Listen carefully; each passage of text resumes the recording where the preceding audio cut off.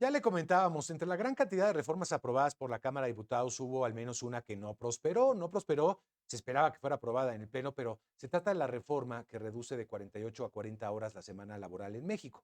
Vamos a hablar de este y otros temas, cómo ha funcionado la reforma laboral que comenzó a implementarse en 2020 y que todavía está en proceso en el marco del Día del Trabajo este 1 de mayo. Y saludo a la secretaria del Trabajo y Previsión Social de México, Luisa María Alcalde. Gracias, secretaria, por estar con nosotros y bienvenida. Much- Muchísimas gracias, Mario, con el gusto de saludarte a ti y a toda la audiencia. Muchísimas gracias. Vamos con la reforma en un principio, si te parece, secretaria.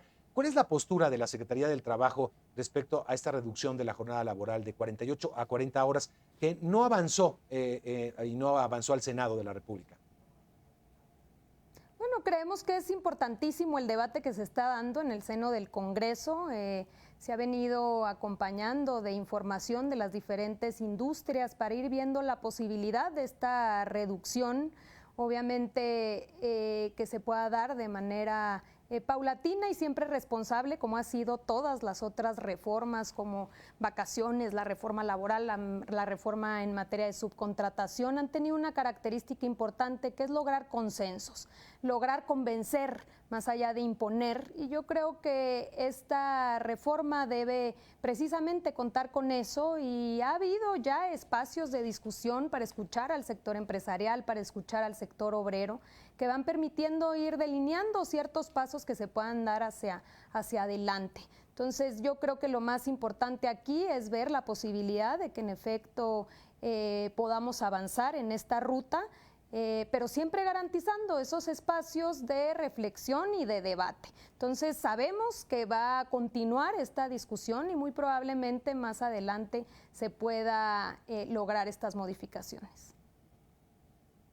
Es prácticamente recortar un día, digo, 8 horas de trabajo pertenecen a una jornada laboral aproximadamente. Secretaria, ¿eso se ve positivo? Lo hemos dicho muchas veces y según datos somos de los países que más horas de trabajo dedican a la semana, pero no necesariamente los más productivos. ¿Podría ser beneficioso esto para el trabajador, secretaria, en su punto de vista? Consideramos que sí, consideramos que es posible ir transitando a recortar la jornada laboral y que ello no tiene por qué tener impactos negativos. Como bien lo decías, somos uno de los países en el mundo que tiene la jornada laboral más amplia, hoy reconociéndose un día de descanso. Aquí la idea es que haya reconocimiento de 2 días de descanso. Y la idea es que esto no tenga afectación en la planeación de las empresas. Por eso es importante la discusión abierta y también la implementación paulatina, pero igual que en el tema de vacaciones, donde éramos uno de los países del mundo que tenía menos vacaciones en México, igual Sí, como sí. muchas otras circunstancias que se fueron quedando en el olvido, pues hoy se están discutiendo y son positivas. Sí, efectivamente, usted lo ha dicho. Es decir, muchos considerarían que se trabaja como la semana inglesa, 5 días de trabajo y 2 de descanso. No, en México la ley, muchos trabajan así, pero la ley dice 6 días de trabajo y 1 de descanso. Eso es lo que dice y es lo que está tratando de revertirse. En otras cosas, secretaria, este 1 de Así mayo es. se vence el plazo para que los contratos colectivos de trabajo sean legitimados por los trabajadores por medio del voto libre, directo y secreto, de acuerdo a la reforma laboral. Va a haber muchos que lo logren, muchos contratos colectivos, alrededor de 20,000 que van a realizarse en tiempo y forma, pero hay otros miles, los más, que no van a lograr ser legitimados. ¿Qué va a pasar con ellos? ¿Se van a dar por terminados? ¿Qué pasará después del 1 de mayo? Bueno, pues en efecto, estos contratos que no están respaldados por los trabajadores son contratos de protección, son parte de un modelo laboral en el que se insistió durante varias décadas, donde eran los propios empleadores los que elegían a los sindicatos de su preferencia y que muchas veces tenían estos contratos con mínimos de ley.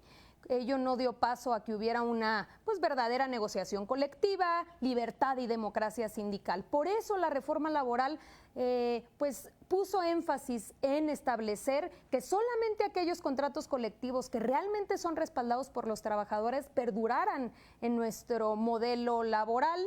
Cerca de 4 millones de mujeres y hombres están protegidos por estos contratos, han participado en estas consultas y han respaldado este contrato, este sindicato y esta negociación hacia el futuro. Todos los demás, pues son contratos que se darán por terminados por tratarse de contratos simulados que no cuentan con la representación de los trabajadores y se abre una posibilidad hacia el futuro, una posibilidad de que las trabajadoras, los trabajadores se puedan organizar libremente y puedan a través de demostrar que tienen representación con constancias de representatividad, con sindicatos democráticos, pues solicitar la firma de nuevos contratos colectivos. Estaremos esperando que en el futuro, corto y a mediano plazo, pues haya mayor atractivo en la negociación colectiva. Sí, son miles de contratos los que están en este escenario, cerca de 180,000 tengo entendido, usted me podrá corregir, secretaria, pero ¿qué pasa con esos contratos que se extinguen? ¿Qué pasa con los derechos, digamos, adquiridos de los trabajadores? ¿Tendrán que borrón y cuenta nueva o cómo va a operar esto, secretaria? De ninguna manera, qué bueno que me preguntas esto, porque no se trata de afectar ni de borrar ningún tipo de derecho, simplemente se eliminan los contratos colectivos, pero todos los derechos quedan protegidos a través de contratos individuales, todos las cláusulas, prestaciones, salarios que se han venido conquistando y ganando a través de los años quedan firmes, se tienen que respetar por parte de los trabajadores, pero lo que ya no va a existir es un sindicato titular de un contrato colectivo. Deben de suspenderse el pago de cuotas sindicales, de darse preferencia a un sindicato sobre otro, y lo que se abre en todas esas empresas pues es la posibilidad de que se firmen nuevos contratos colectivos reales con negociación colectiva real, es decir, que se revisen los salarios cada año como establece la ley y cada 2 años las prestaciones en conjunto. Entonces, no hay en realidad una situación que nos preocupe, sino al contrario, creemos que es la posibilidad ya de limpiar todos estos contratos simulados que existen hoy en nuestro país. Sí, sin duda. Ahora, ¿cuál sería el balance, el estado de salud de la reforma laboral a estas alturas, en este momento que estamos por celebrar o conmemorar a los trabajadores de todo el país, secretaria? Yo creo que tenemos resultados positivos. Llegamos al 1 de mayo de entrada con máximos históricos de empleo formal, pero sobre todo y lo más importante es máximos históricos de salario promedio. Las reformas laborales implementadas pues han dado resultados. Cuando hablamos, por ejemplo, del sistema de justicia laboral, ya en todo el país cerraron las puertas las juntas de conciliación y arbitraje, este modelo secuestrado por el litigio, por la corrupción, y hoy están abiertas ya los tribunales laborales, los centros de conciliación, y sobre todo lo más importante es que el 70% de los conflictos se están resolviendo a través del diálogo en menos de 45 días. Hoy vemos todos los días elecciones de voto personal, libre, directo y secreto para elegir dirigentes, para participar de la negociación colectiva. Estamos viendo incrementos y revisiones superiores de los que veíamos en el pasado, y estamos viendo, por ejemplo, también los buenos resultados de una política de recuperación de salarios mínimos que está fortaleciendo el mercado laboral y que está generando cada vez condiciones de bienestar. Eso acompañado de la reforma en materia de subcontratación, que también ya tiene resultados tangibles, 3 millones de mujeres y hombres que salieron de ese esquema fraudulento para ser reconocidos por sus verdaderos empleadores. Y te diría un dato más que nos parece fundamental: el rescate al reparto de utilidades, este derecho constitucional que prácticamente está en extinción y que hoy no solamente ha tomado mucha fuerza y relevancia, sino que ha logrado duplicarse. Hoy vamos a tener los datos porque estamos en mayo, precisamente en este periodo de reparto de utilidades, pero esperamos muy buenos resultados como fueron el año pasado, donde pues 187,000 millones de pesos fueron repartidos a los trabajadores en beneficio, por supuesto, y sobre todo valorando cuál es la fuerza que ponen para poder generar estas ganancias.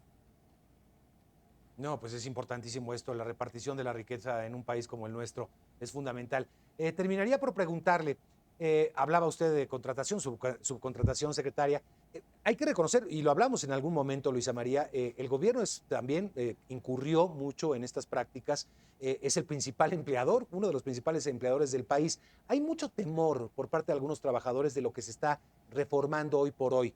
Por ejemplo, el INSABI, ¿qué va a pasar con los trabajadores que eran del INSABI, antes del Seguro Popular? Ahora pasarán al IMSS Bienestar. ¿Está clara esa parte? Hay muchas dudas por parte de los trabajadores del Estado en este aspecto, Luisa María. Lo que debe haber es tranquilidad respecto a que hay un eje fundamental de estas reformas y es respetar todos los derechos de los trabajadores, tanto individuales como colectivos. No va a haber afectaciones, pero sí tiene que haber una reingeniería de muchas instituciones que fueron duplicando funciones y que se fueron convirtiendo en grandes monstruos, digamos, algunas de ellas, otras que pueden ser reasignadas para tener una mayor y mejor coordinación, pero con esa tranquilidad, con la tranquilidad de que estas reformas no están orientadas a lastimar, a despedir, a afectar los derechos de las trabajadoras y los trabajadores, sino de hacer más eficiente el funcionamiento de este elefante gigantesco que el presidente ha nombrado como reumático por lo difícil que es moverse, y en aras de que realmente se puedan tomar mejores decisiones para las mujeres y los hombres que vivimos en México. Entonces, el propio presidente en la mañanera ha sido claro de que no va a haber afectaciones a estos derechos y que estos periodos de transición de 180 días van a ir permitiendo que se protejan estas condiciones. Pues gracias, Luisa María Alcalde Luján, secretaria de Trabajo y Previsión Social del Gobierno de México. Se acercan momentos importantes de conmemoración, por supuesto, y le agradezco mucho por conversar con el auditorio.